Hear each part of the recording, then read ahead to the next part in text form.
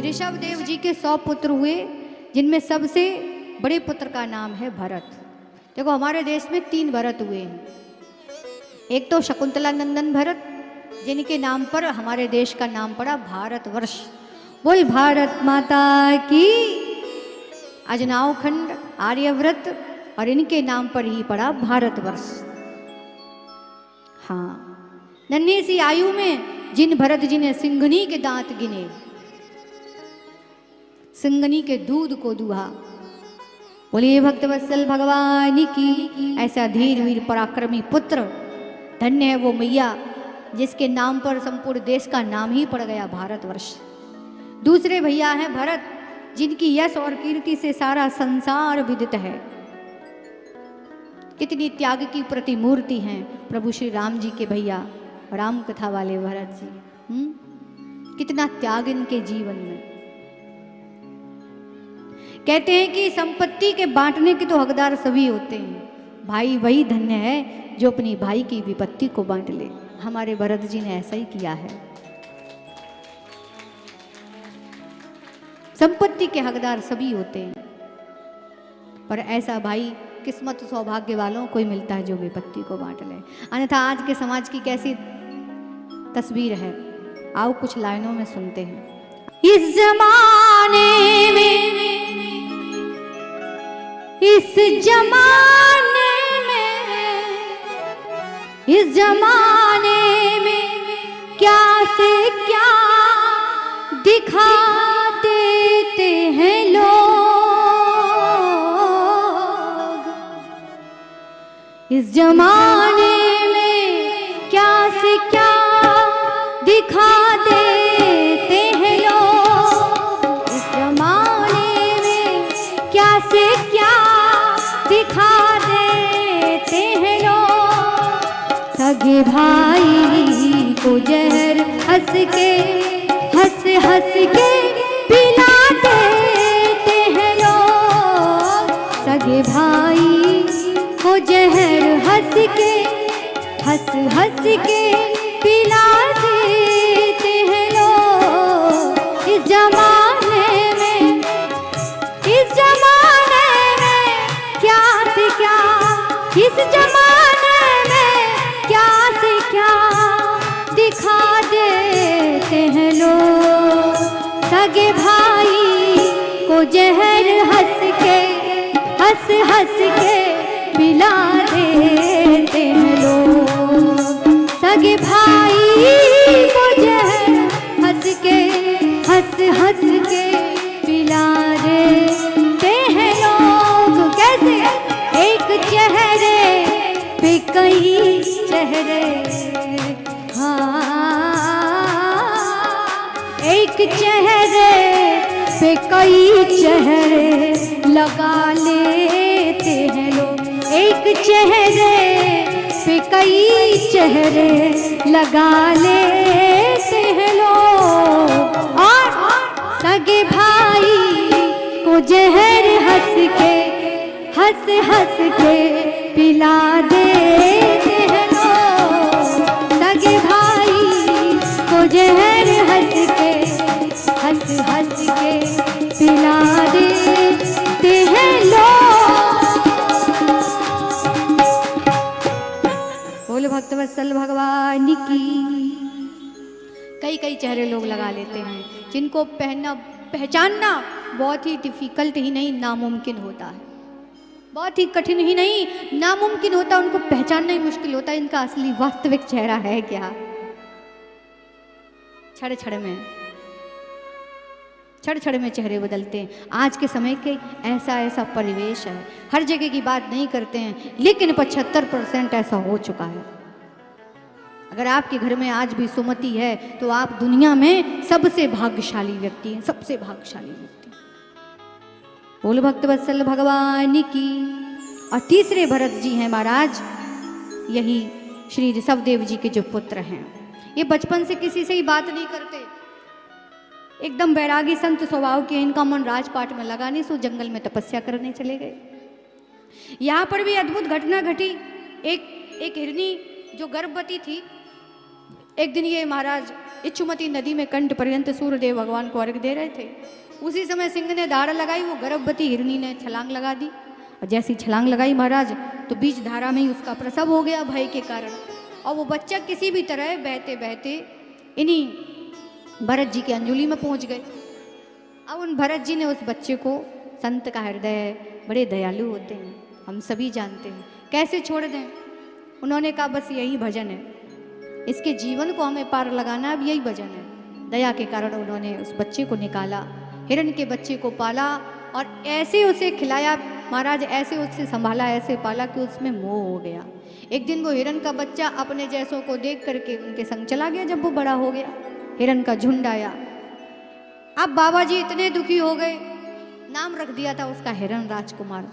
खोजते रहे, उसकी याद में इतनी याद की का देहांत हो गया महाराज। अंते मति सागति, कहते हैं जीवन के अंतिम क्षणों में जैसी आपकी स्थिति होगी, जैसी मति होगी, जो याद होगी, उसी हिसाब से आपको जन्म मिलेगा। इस कारण से परिणाम स्वरूप पहला जन्म हिरण की योनि में हुआ।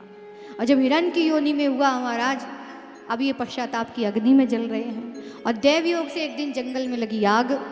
जंगल में आग लगी तो सारे जीव जंतु भाग गए, जंगल से बाहर चले गए। इन्होंने बाहर जाना उचित नहीं समझा, वहीं भगवान की याद की, क्योंकि पिछली बार जो गलती की उसको सुधारना है। तो अब आग लगे जंगल में, जलती हुई आग में भगवान का ध्यान करते रहे, वहीं जल करके समाप्त हो गए। बोल भक्त वत्सल भगवान की। तो फिर वही नियम लागू हुआ, अंतिमति सागति, जैसी अंतिम क्षण में मति वैसी गति। अगला जन्म इन्हें जिला पन्ना में एक ब्राह्मण परिवार में प्राप्त हुआ। बोलिए भक्तवत्सल भगवान की। अब की बार तो उन्होंने ठान लिया कि अब कोई गलती नहीं करेंगे। कोई कुछ भी बोलता ये बात ही नहीं करते। 7 भाई हैं, 7 भाइयों में सबसे छोटे हैं। भाई माता पिता समाप्त हो गए, भाभीियों का जमाना आया। भाभीियों ने कहा ये कुछ करता धरता है नहीं, काम का ना धंध का, कब तक इसको खिलाएं, ये पड़ा पड़ा बस खाता रहता है, कुछ काम धंधा करता नहीं है। पहले तो जूठन वूठन दे भी देते थे, अंत में वो भी देना बंद कर दिया, घर से निकाल दिया।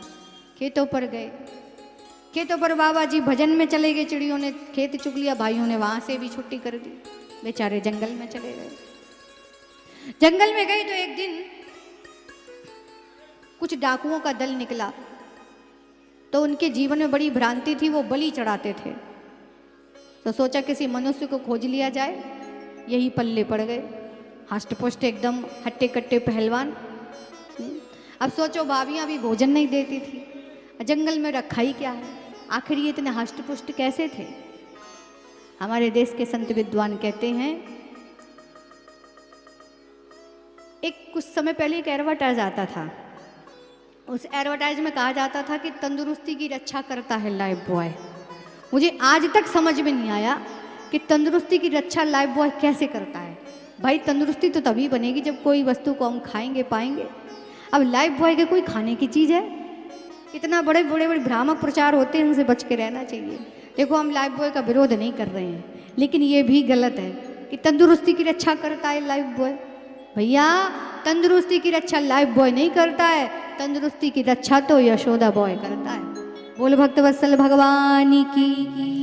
कि तुलसी बिरवा बाग की, हमारे घरों में जो तुलसी होती है ना, उनको जल देते हैं, लेकिन कभी कभी आपने देखा होगा कि दीवार पर, छत पर, पहाड़ पर, पत्थरों में, वहां भी पेड़ वृक्ष उग आते हैं। कैसे? कि तुलसी बिरवा बाग की, अरे सींचत ही हरियाय हो, राम भरोसे जो रहे कि राम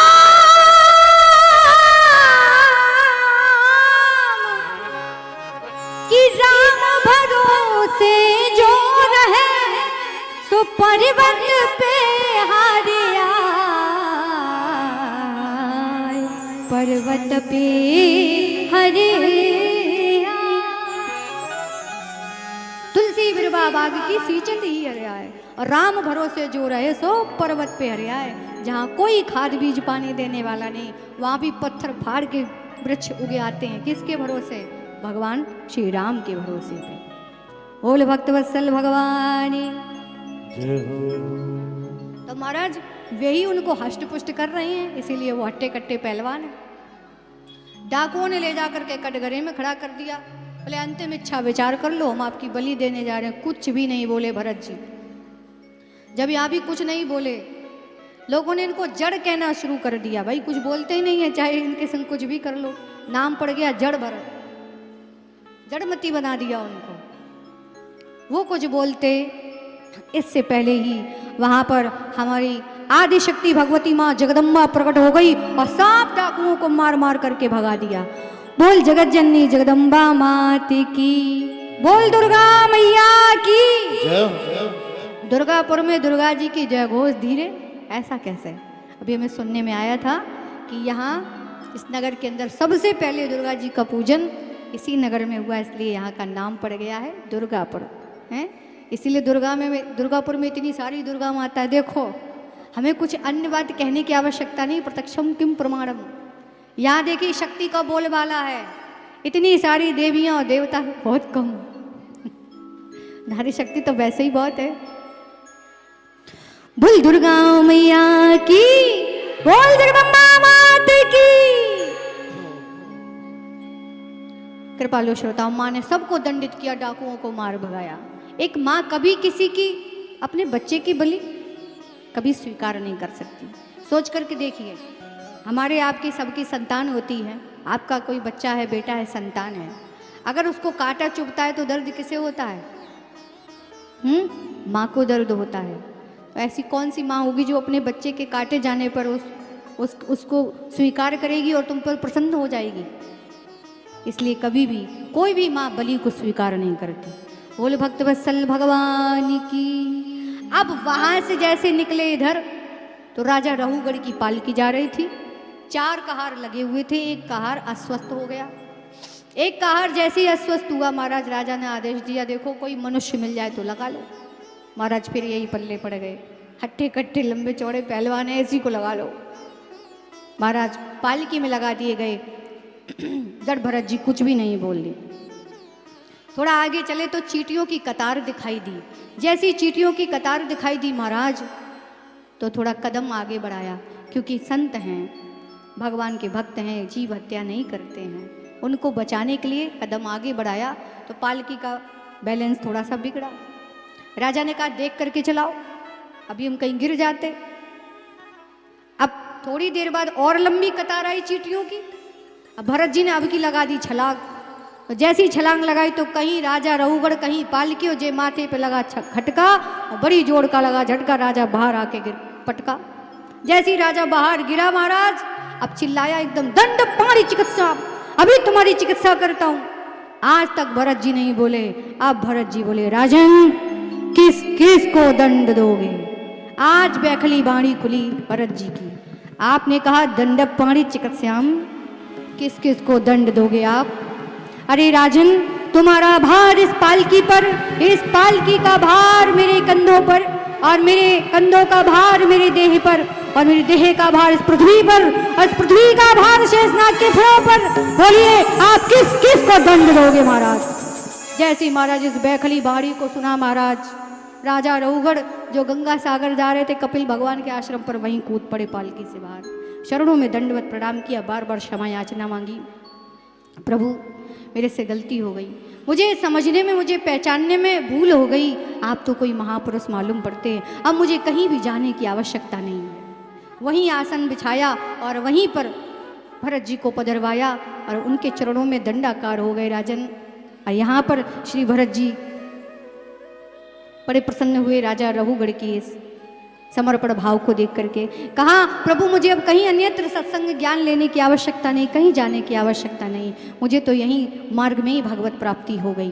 बस वहीं आसन डाल दिया और राजा रहुगढ़ चरणों में दंडवत हो गया। यहाँ पर श्री भरत जी महाराज ने बहुत सुंदर उपदेश किया है। भवाटवी का वर्णन, भूगोल खगोल का वर्णन किया, 28 प्रकार के नरकों की व्याख्या की। बोलिए भक्तवत्सल भगवान की, बोलिए गोविंद भगवान की।